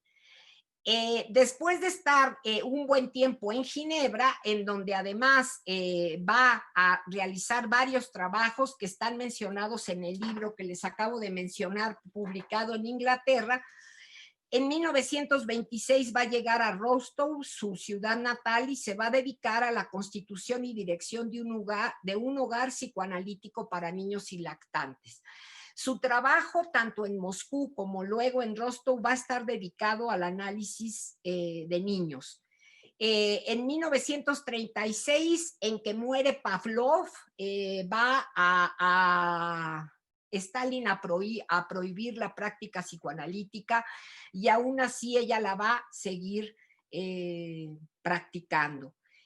Sabina y sus hijas van a morir en 1942, luego de que la ciudad va a ser reconquistada y ocupada por los alemanes. Los judíos fueron transportados a una sinagoga y ahí fueron fusilados.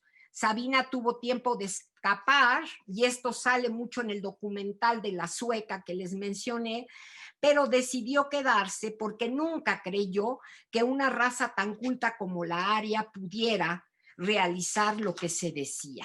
Ya, lo último, voy a quitar todo esto.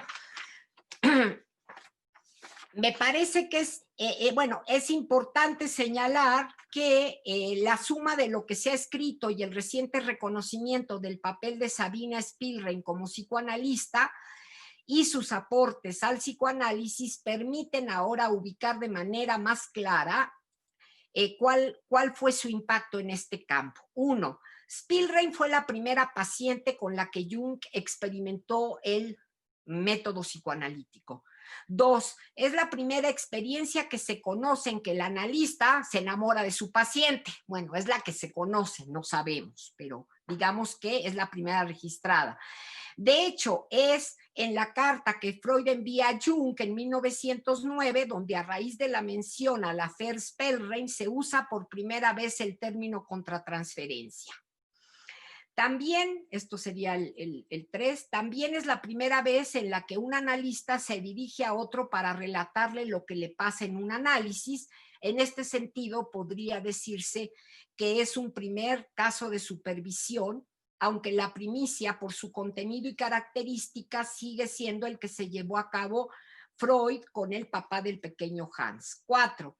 Habría que considerar que este asunto contribuye a acelerar el conflicto ya existente entre Freud y Jung hacia una ruptura inevitable.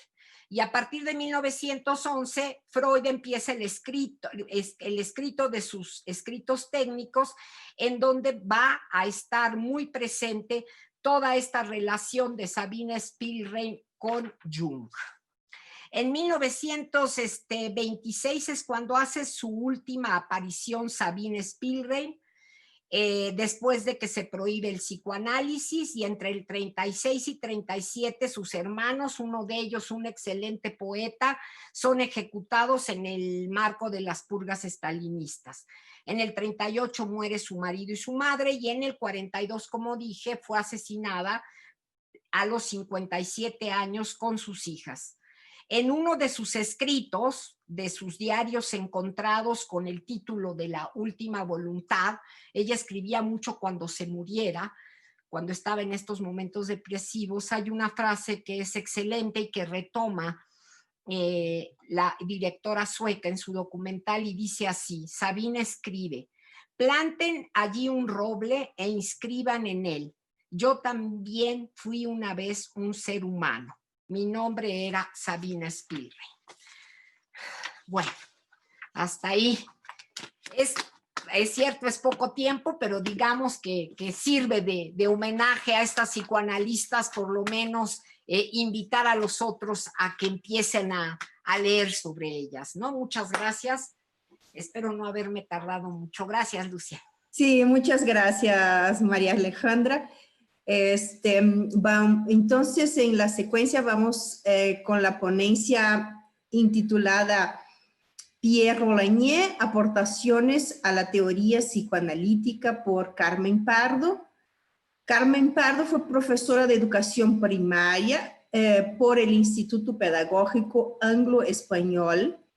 Es psicóloga por la Universidad Autónoma Metropolitana Xochimilco, psicoanalista por el Círculo Psicoanalítico Mexicano, también profesora de educación primaria por 3 años, directora de la Escuela Activa AGT, 10 años, psicóloga de la Escuela Activa AGT por 15 años, docente de la Universidad del Claustro Sor Juana por 8 años, profesora investigadora de la Universidad del Claustro Sor Juana por 16 años, es miembro activo y docente del Círculo Psicoanalítico Mexicano desde 1992 hasta la fecha.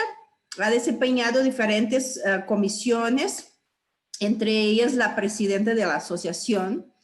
Trabajo clínico psicoanalítico con niños, adolescentes y adultos por más de 30 años. Y es autora también del libro Psicoanálisis para en la educación. Y autora también de otros libros compartidos y múltiples artículos en revistas especializadas. Entonces, aquí ahora con la palabra Carmen Pardo, por favor.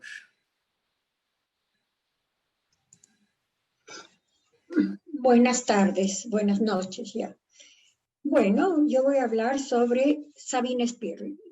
Ya, me estoy confundiendo sobre Pierre Olagnier. Me quedé con Sabine.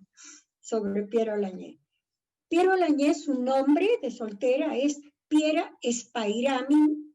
Nace en Milán el 19 de noviembre de 1923 y murió el 31 de marzo de 1990 en París. Su primer marido se apellidaba Olagnier y de ahí tomó ese apellido.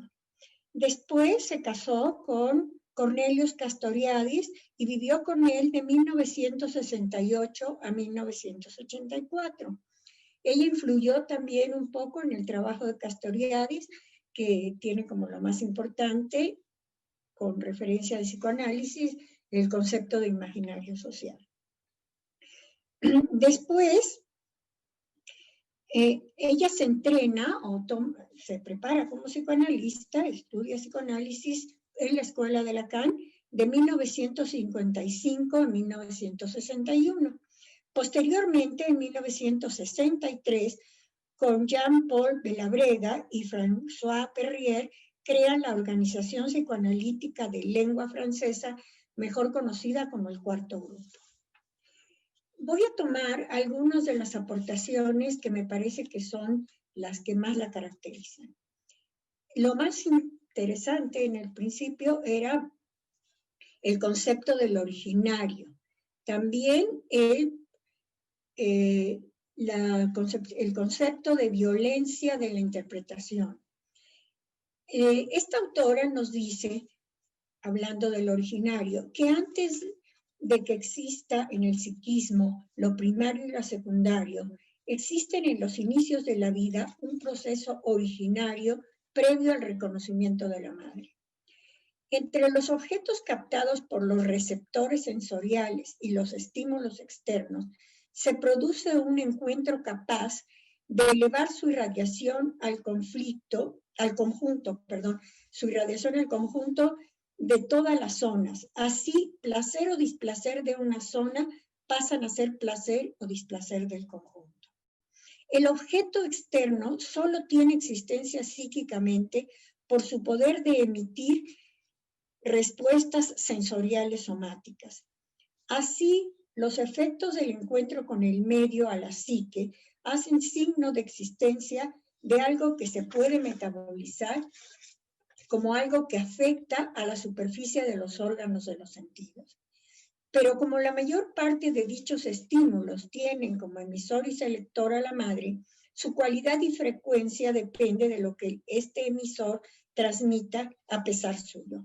Por lo tanto, se acelera el efecto de placer o de sufrimiento. De ahí que ese placer o sufrimiento que a la psique se le presenta como autoengendrado. Son el existente psíquico que antecede y preconiza al objeto madre.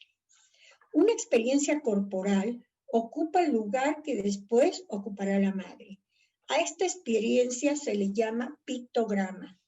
Así que antes de que la mirada, la escucha o la piel se encuentren con la madre, la psique se encuentra y se refleja en los signos vitales que emite su propio cuerpo. Cita de Piera. Todo esto prescribe que el pictograma del objeto zona complementaria es el único del que dispone el proceso originario. Y este poder de los sentidos de afectar a la psique le permitirá transformar una zona sensorial en una zona erógena. La primera oreja psíquica no capta sonidos y menos significados, capta solo las variaciones de su propio estado y de las vivencias de placer y displacer. Y si estas fallan, la reacción sensorial puede existir fisiológicamente, pero no tendrá existencia psíquica. Fin de la nota. Es decir, son las vivencias de placer y desplacer lo que van a permitir que estas experiencias ya tengan un sentido psíquico. Esta noción de un mundo cuerpo, que es el pictograma, ya no va a existir ni en el proceso primario ni en el secundario, pero es su antecedente para que después pueda existir lo fantasmatizable y lo pensable. Otro aspecto importante, bueno, este concepto de originario caracteriza a Piera. Otro aspecto importante en las conceptualizaciones de Piera es la idea que nos comunica de la violencia originaria, una violencia constitutiva, puesto que la madre va a ser portavoz y portapalabra de todo el mundo. A partir de ella, de su palabra, se va a poder poco a poco el pequeño infant a poder nombrar o reconocer las sensaciones, el frío, el calor, el hambre, todo va a pasar por las palabras de la madre. O sea, es portapalabra, no solamente después ya el niño dice palabras sobre eso, sino es la que va a transmitir todo lo que es el mundo en un primer momento al bebé. Después, la madre es la que va a interpretar el grito del niño para poderlo nombrar, y esto es lo que el niño poco a poco va a ir reconociendo como sus propias sensaciones. Esta violencia es constitutiva, necesaria, indispensable. Sin ella no habría posibilidad de comunicación, ni de pensamiento, ni siquiera de fantasmatización. Sin embargo, también hablaría de una violencia secundaria, que sería cuando la madre no puede soltar al bebé o al niño, y entonces quiere seguir nombrando todo lo que el niño hace, aun cuando él ya no quiere saber de eso. Y que entonces ya sería más como esta madre que retiene, que no permite crecer. Otro concepto muy importante de Piera es la pulsión de muerte.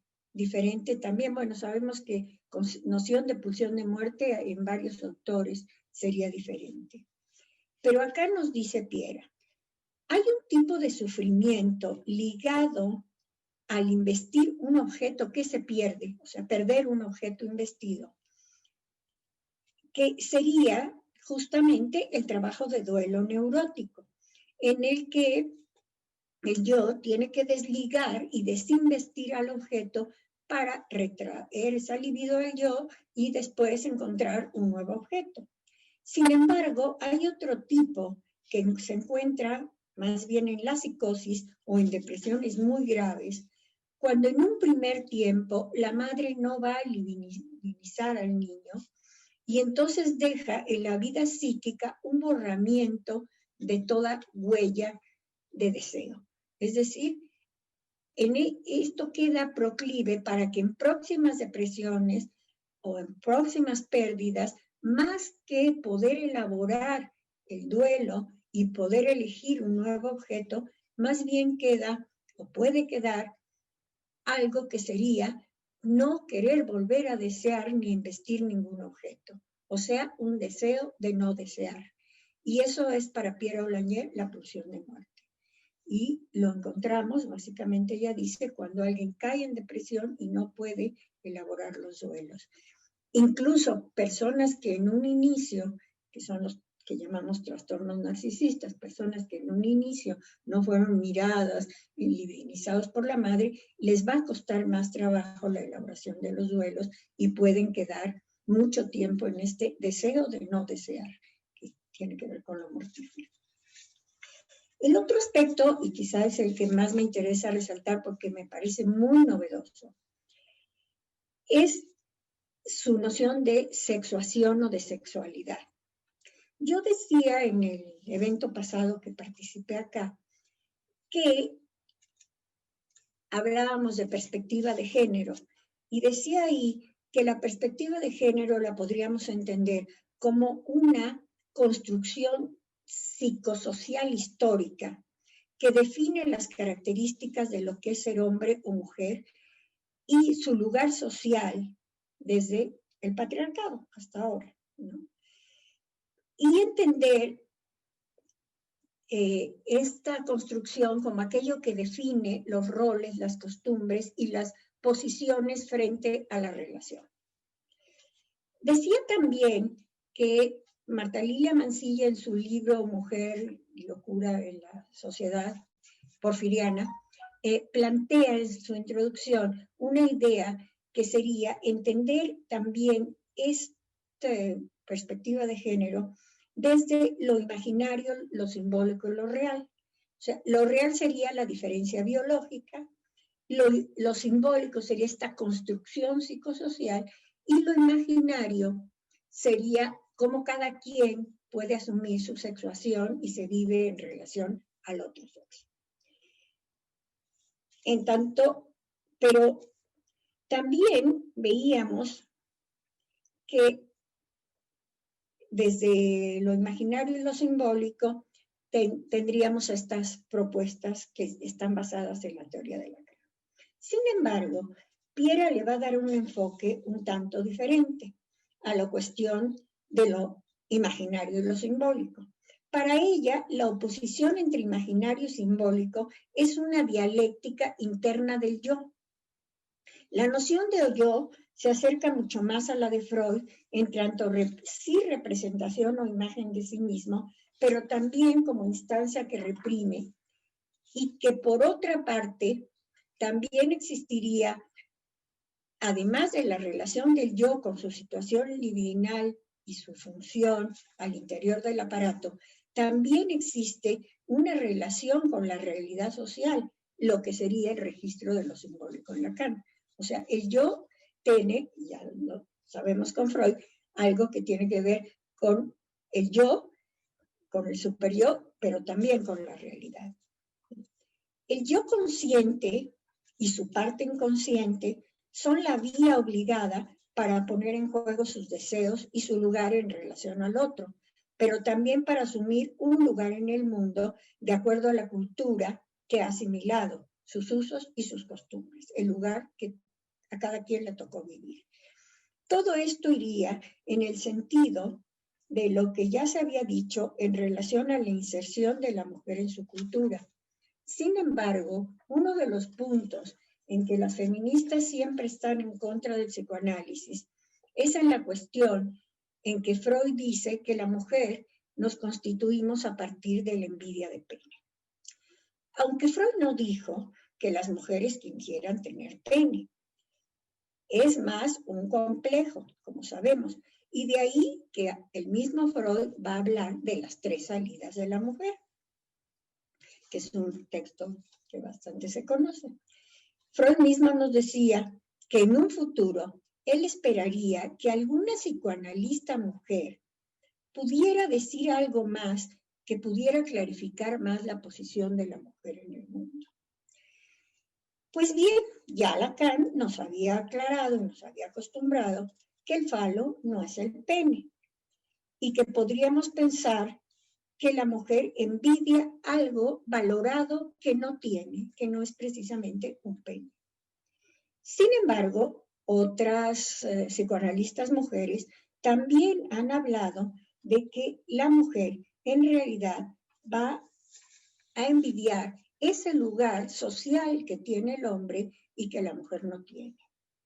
Con lo cual ya quedaría menos grave para las feministas decir que una mujer quiere un pene. Sería algo valorado y ahí sí estaría en el reconocimiento de una igualdad de derechos, ¿no?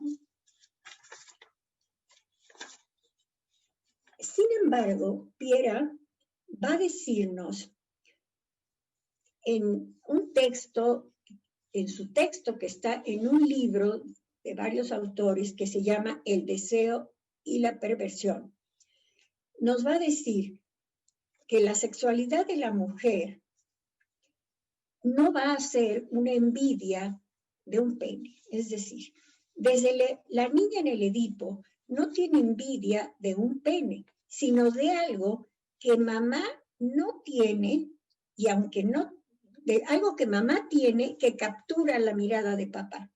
Pierre Oulanier trabaja muchísimo con esto del juego de miradas. Desde el inicio con el Infants, lo que va a divinizar al niño es esta mirada de la madre que erotiza, que colma, que reconoce al otro. Incluso, bueno, con Lacan también sabemos que esto va a constituir al sujeto, esta mirada amorosa de la madre. Piera lo lleva también al vínculo hombre-mujer y nos va a decir que desde el mismo Edipo, la niña se pregunta que qué tiene mamá que captura esta mirada de papá. Y a eso Piera le va a llamar feminidad. O sea, las mujeres sí nos constituimos desde la envidia, pero de la envidia de algo femenino, de feminidad, que por otra parte nadie sabe qué es. O sea, nunca se sabe qué es eso que tiene la otra que no tengo yo, o igual que desde el Edipo, que tiene mamá, que no tiene nada, que captura la mirada. Entonces, ¿qué tiene la otra que no tengo yo, que captura la mirada?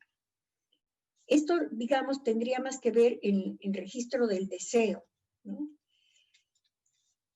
Entonces, esta feminidad es un enigma y que hace que la mujer se pregunte qué es ser mujer, pero también los hombres se preguntan qué quiere una mujer, ¿no? La niña siempre se va a quejar de que mamá no le enseñó cómo ser mujer, como si mamá lo supiera. No habla con ella de sexo, no le compró vestiditos, no le enseñó a ser mujer. Refiere un caso, incluso, Pierre ahí, de una mujer adulta que va a espiar el diario de la hija para entender qué es lo que hace, qué es lo que hizo para obtener que los hombres la miren, ¿no? Para Piera, ahí el juego de la mirada es tan importante que nos va a decir que la mujer se va a sentir mujer. Ella no hablaría de ser mujer lo dice la cultura, ¿no?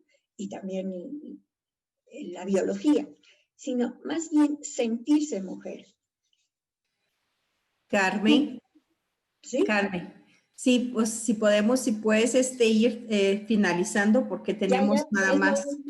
Sale, gracias. Entonces, en este registro de la feminidad, que estamos en el registro del deseo, salvo los adolescentes que no saben, a veces nos llegan no sabiendo de qué género son, la mayoría de las quejas en análisis, sobre todo de mujeres, no es que no sean mujeres, sino que no se sienten mujeres. Y Piera nos va a decir que sentirse mujer implica la mirada de deseo de un hombre. Una mujer se siente mejor cuando tiene la mirada de deseo de un hombre, pero que sea valorado por ella, porque si no, como Sor Juana, ¿no? Si me gusta, me conquista, si no me gusta, es acoso, ¿no? Pero también para un hombre, sentirse hombre es tener la mirada de una mujer que lo reconoce, ¿no? Que tiene reconocimiento, si no, es una castración, es decir, necesita ser reconocido, necesita ser sostenida su masculinidad. Y esta es la aportación que para mí es importante de Piera en este tema, ¿no? Y de hecho, pues la clínica lo confirma, o sea, en general siempre llegan las mujeres con la bronca de qué tiene la otra que yo no tengo, qué es eso de ser mujer, cómo le hago para conquistar a alguien. Y entonces sí, hay como una envidia de algo de feminidad que en realidad nadie sabemos qué es. Podemos saber cuándo nos sentimos y cuándo no, pero qué es y cómo tenerlo es un enigma. Ok. Muchas gracias, Carmen. Vamos, entonces ahora está abierto para preguntas, ¿no? Bueno, como somos pues ya unos 300 personas que están participando, entonces les voy a pedir que escriban en el chat si quieren hacer preguntas, ¿no? Porque pues no los voy a ver si levantan la mano, ¿no? Pero voy a aprovechar que estoy con la palabra y, ¿no? y quiero hacer algunos comentarios también, aprovechar para todas las participantes, ¿no? Es interesante que hablamos de 4 mujeres, ¿no? 4 mujeres, cada una a su tiempo y importantes del psicoanálisis. Y aquí estabas, o sea, me puse atención que Luz Salomé nació en 1861, ¿no? Melanie Klein es 21 años más grande que Lu André, o sea, llegó, ¿no? Después, y esta Sabina ya es de 1885, ¿no? Entonces son más o menos mujeres contemporáneas, y fíjense que Pierre Lanier ya es 1923, o sea, no están tan distantes, ¿no? Pero efectivamente, ¿no? Como nos pudo traer Carmen, conocemos mucho más de sus aportes teóricos, ¿no? Que de las otras, mujeres. Entonces quiero aprovechar y poner una cuestión para cada una de las ponentes, ¿no? Para Elena Bravo me llamó mucho la atención el tema de Dios, ¿no? Que ella, bueno, nos finaliza, pero al final no desarrolló, porque sí, pues son 20 minutos, poco tiempo, pero me quedé con esta curiosidad, ¿no? También Consuelo con el tema entonces preponderante de la angustia. No sé si nos podría precisar un poco más sobre ese, que me parece que para tomar un poco un hilo de las aportaciones, ¿no? De estas importantes psicoanalistas, ¿no? Y también de Sabina Spielheim es realmente curioso lo que María Alejandra dice, ¿no? Que al final de las cuentas ella fue recibida y acogida, vamos a decir así, por el grupo de la psicología junguiana, psicología profunda, ¿no? Como se dice. Y un poco, entonces, si podemos precisar la aportación importante, ¿no? Muy bien, entonces no sé si ¿quién gustaría pues decir más alguna cosa. Ok, Consuelo. Ajá. Bien. Ahí ya se escucha. Sí. Sí. Bien, con respecto a la cuestión de la angustia, voy a señalar un poco lo que ella dice con sus propias palabras cuando ella escribe sobre las notas sobre algunos mecanismos esquizoides. Melanie Klein dice: mi enfoque está hecho predominantemente desde el ángulo de las angustias y sus vicisitudes. Es decir, ella va a definir y a clasificar o a diferenciar los tipos de angustia de acuerdo a los diferentes momentos por los que va atravesando el yo. Eh, Me parece importante un poquito cuando escuchaba a Carmen hablar de la envidia del pene. Klein va a tener diferencias muy importantes con Freud y una de ellas va a ser la envidia del pecho en lugar de la envidia del pene. Esto se vuelve algo central en la teoría de ella, que también tiene una teoría de la envidia, pero bueno, regresando a la cuestión de la angustia, bueno, ella habla de eso y ella lo que dice, que el yo se va a relacionar con los objetos desde el momento de llegar a este mundo, que eso es algo también, ella va a tomar distancia de los planteamientos de Freud y esto va a ser muy importante porque para ella el bebé se relaciona desde el momento que nace y desde ese momento que el bebé nace, esta relación que va a tener ya va a estar, digamos, con un objeto o el objeto mamá, que en un principio van a ser objetos parciales, pero en esta relación ella dice, la angustia está presente desde el momento del nacimiento. Ella está de acuerdo en lo que dice Freud, en ningún momento ella dice que o contraviene las pulsiones de vida y de muerte, las de libido y las de muerte, pero ella retoma esta cuestión de la pulsión de muerte para señalar, y esto, bueno, pues ella, por eso creo que no estoy tan segura si Klein era 20 años mayor que Sabina, porque Klein va a retomar la pulsión de muerte y va a decir que esta pulsión de muerte, cuando el yo se siente, digamos, la angustia de aniquilación, el miedo de ser aniquilado, desde el momento que el bebé nace, se siente frente a esta angustia y va a poner en juego los primeros mecanismos de defensa, que serían estos que retoma de Ferenczi y que serían la introyección y la proyección. Ella relabora lo que Ferenczi había planteado y le da otra vía y a partir de allí ella va a decir que esos son los mecanismos por excelencia. Pero ella también va a hablar, en lugar de fases edípicas, ella va a hablar de posiciones. ¿Por qué? Porque ella va a decir, bueno, según el objeto, según el tipo de angustia y según la forma en la que el yo se esté defendiendo de esa angustia, esto va a señalar una posición.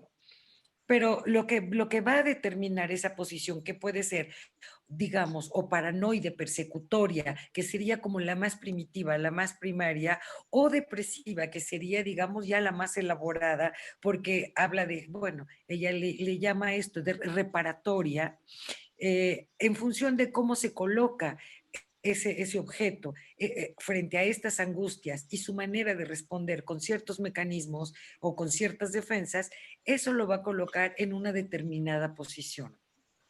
Por eso para ellas son teoría de posiciones y no es una teoría de fases. No son fases libidinales porque para ella es a partir de la angustia y la manera que el yo con estos mecanismos y defensas la va a enfrentar como esto va a llevar al desarrollo psíquico y al desarrollo de la libido. Freud decía justo lo contrario, ¿no? Para Freud es a partir de las pulsiones que se va desarrollando la libido y ella dice, no, sería una cuestión de la angustia. Eso, por ejemplo, sí va a tener como, va a tener, pues, consecuencias importantes, Pérdida. porque este motor de vida para ella va a ser eso. La terapia, otra de las cosas es que a partir de esta observación rigurosa que ella hace con respecto a las angustias y cómo las enfrentamos en los diferentes momentos de la vida, ella dice, en estas posiciones no es que uno las atraviese y se acabó y ya tengamos mecanismos de defensa que siempre funcionen de otra manera. Ella va a decir, en esto estamos todo el tiempo y toda la vida, moviéndonos en estas posiciones, depende de cómo estemos enfrentando ciertas situaciones angustiosas. Entonces, y a partir de eso, ella va a decir, entonces, en la técnica de juego no es un agarrar juguetes y ponerse a jugar, sino es observar y estar atenta, escuchar de alguna manera, por decirlo así, qué hace el niño, cómo juega, y a partir de allí, qué tipo de angustias son las que está desplegando. Porque ella va a mencionar, dependiendo del tipo de angustia, veremos cómo vamos a intervenir con el niño. Esto va a ser como muy importante porque ella va a decir que el lenguaje del juego es equiparable al lenguaje del sueño en Freud. Y entonces la forma en la que se interpreta el juego sería la forma en la que Freud interpreta los sueños. Es decir, para ella, en la técnica de juego con el niño, lo que ahí se pone, digamos, en juego sería mediante esta técnica, mediante este tipo de juego, esa sería la vía regia de acceso al inconsciente en el caso de los niños, cosa que en su momento fue totalmente novedoso, original. No había, digamos, eso. Y fue lo que ocasionó, pues, una serie de controversias con Ana Freud. Gracias, Consuelo. No sé si Elena, María Alejandra, Carmen, sí, Elena, por favor. Sí, muy rápidamente estas preguntas que hacen en torno a Dios, que si pudiera hablar un poquito en esta cuestión de Dios. Bueno, Lulo va a abordar en varios lugares, no daría tiempo. La bibliografía que les puedo recomendar al respecto es sobre el culto temprano a Dios, que está en el narcisismo como doble dirección. Y en la mirada retrospectiva es la parte que les comentaba de su propia relación con Dios, ¿no? Que me preguntaban también. En el primer capítulo de su autobiografía se llama La vivencia de Dios. Y entonces ella ahí habla de cómo fue sus diferentes momentos en su relación con Dios. Entre ellos, bueno, cómo se le perdió Dios, digamos, se dio cuenta que Dios no existía para ella y sintió esta enorme compasión por el mundo, por sus padres en primera instancia, porque dijo, dice, a ver si lo encuentro exactamente, ¿no? Que bueno, pues dijo, pobres de mis padres que no hay Dios y no se han dado cuenta. Pero después ella lo que va desarrollando a lo largo de su vida es que una vida sin veneración, dice hacia el final de este capítulo, una vida sin veneración, aún la más absurda, sería preferible, ¿no? O sea, precisamente dice que su pérdida de Dios fue dolorosa en muchos sentidos, pero que también le permitió amar la vida de otro modo, ¿no? Esta vida, un poco como Nietzsche, me parece, ¿no? Justo como lo que va a compartir algo de eso con Nietzsche, ¿no? Es como dejando de adorar la muerte y lo transmundano y el más allá, hay una posibilidad de ver de otro modo la vida y el más acá, ¿no? Por decirlo de alguna manera. Sí, Alejandra, por favor. Bueno, en cuanto al comentario que haces, nada más quería hacer una observación. Su tesis doctoral fue el contenido psicológico de un caso de esquizofrenia y después lo que presenta en la Sociedad Psicoanalítica de Viena es la destrucción como causa de nacimiento del devenir. Además de una serie de artículos de trabajo sobre el amor materno, la lengua infantil, la sublimación, etcétera. Eso lo pueden encontrar en la bibliografía. Ahora, esto que mencionaba yo sobre, digamos, que quien ha incorporado más y se ha encargado más de la difusión, digamos, de los textos de Sabine Spielrein es esta parte, ¿no?, de los psicoanálisis que tiene que ver con los junguianos y llama la atención. ¿no? Eso me parece que no tiene que ver con la realidad fáctica en la vida de Sabine Spielrein, porque después del conflicto con Jung es evidente que Freud metió la pata, por decirlo, o sea, le creyó a Jung, hacia un lado a Sabina, cuestión que indigna cuando uno está leyendo las cartas, pero después hace todo un movimiento Freud, ¿no? Escuchando a Sabina y también valorando el valor de Sabina y aceptándola en la Sociedad Psicoanalítica de Viena. El caso de Jung con Sabina es más complicado porque después de abandonar su lugar como analista y ser su amante, siguen escribiéndose y sigue cometiendo una serie, digamos, de errores que no tienen nada que ver con la ética ni tienen que ver con el psicoanálisis. Pero a lo que voy es que después pertenece a la Sociedad Psicoanalítica en Ginebra, después es aceptada también en la Sociedad Psicoanalítica rusa y se le dan, antes de que llegue Stalin y se prohíbe el psicoanálisis, todas las facilidades para hacer estilo guardería para niños con problemas que tuvo efectos sorprendentes, y cuando se va Rostow sigue trabajando. O sea, siempre encontró un apoyo en las sociedades psicoanalíticas, ¿no? De cada país en donde estuvo. Entonces, llama la atención que después, ¿no? Sean más los junguianos, y yo creo que tiene que ver como también como un gesto de hacer a un lado un poco a Sabina, y sigue siendo por su relación con Jung. Entonces creo que hay que, como que si estamos interesados en Sabine Spielrein, dar una vuelta de tuerca para sacarla de esta zona de influencia de Jung y retomarla como ella, como lo dice en su testamento, ¿no? También soy un ser humano y mi nombre fue Sabine Spielrein, ¿no? Y creo que a pesar de que tratamos llegar a eso, seguimos relacionándola con Jung. Entonces creo que por ahí pues es todo una apuesta que tenemos, ¿no? Para una relectura de Sabina.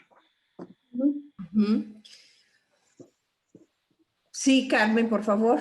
Sí, yo leí aquí dos preguntas. Una, bueno, ¿cuál es el nombre del texto donde Pierre habla de la feminidad? No hay muchos. Es el texto que está en el libro El deseo y la perversión, el capítulo precisamente de Pierre Aulagné. No hay muchos, es el único, pero es muy preciso, es muy interesante. Incluso empieza hablando de Tiresias y de los griegos, pero el punto está ahí. Por otro lado, hay otra pregunta: si en algún momento la mujer dejaría de tener envidia o no nos constituiríamos de la envidia. En realidad, donde Freud lleva esto es a la etapa fálica, ¿no? Cuando el niño, en la salida del Edipo, va a constituir la diferencia, ¿no? Y también las identificaciones al género. Entonces, es ahí donde Freud habla que el niño va a tener envidia de la castración, miedo a la castración, temor a la castración, por la bronca que tiene con el padre, porque el niño desea ser, no desea la madre en sentido adulto, desea ser la persona más importante para mamá, lo mismo la niña para papá. Entonces ahí las rivalidades, el Edipo, tendríamos el directo, el indirecto. El directo es niño con mamá, niña con papá. Y el padre del mismo sexo sería la hostilidad. Ahora, esa época, después, saliendo del Edipo, va a entrar la amnesia infantil. Entonces, lo que va a quedar es eso como matriz psíquica que nos va a hacer resignificar todo lo posterior. Y ahí es donde podríamos pensar que el hombre siempre va a tener un temor a la castración, que obviamente ya no va a ser que le corten el pene en sentido literal, pero es todo lo que no lo valora, lo que él piensa que pierde, ¿no? Que tiene que ver con su hombría, con su valor de hombre, entonces ahí pierde. Y la mujer se va a constituir desde la envidia. Freud decía de pene, pero ahí es donde muchas autoras lo han reformulado, que sería envidia de los hombres, envidia de la libertad que tiene el niño y la niña no, en diferentes momentos. Y Pierre es la primera que hablaría de envidia de feminidad, y a mí eso me hace mucho clic en la clínica, es decir, esa es, ¿qué tienen otras que no tengo yo?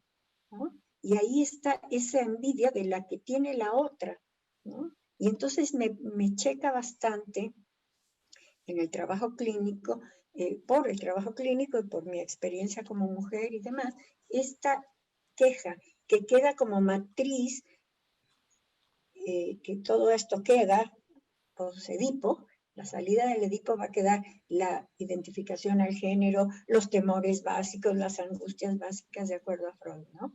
Y entonces quedaría eso. Eso sería lo que podría decir. El texto es muy corto, es el único donde yo he leído que diga eso, pero me pareció muy importante. Y para mí ha sido fundamental en la concepción de lo femenino y de lo masculino. Gracias. Gracias. Pues muchas gracias a todas por sus ponencias, ¿no? Todas muy, muy interesantes. Creo que nos trajeron muchas cuestiones, nos abrieron tantas otras, ¿no? Aquí las personas pues ya pues demandando por qué no se hace un seminario, por qué no hablamos de otras psicoanalistas, ¿no? Creo que sí vamos a abrir estas posibilidades. Entonces, pues, me resta darles las gracias, las buenas noches y, bueno, seguiremos ahí en contacto, difundiendo los trabajos del Círculo Psicoanalítico Mexicano y, pues, en breve esperamos ver ustedes.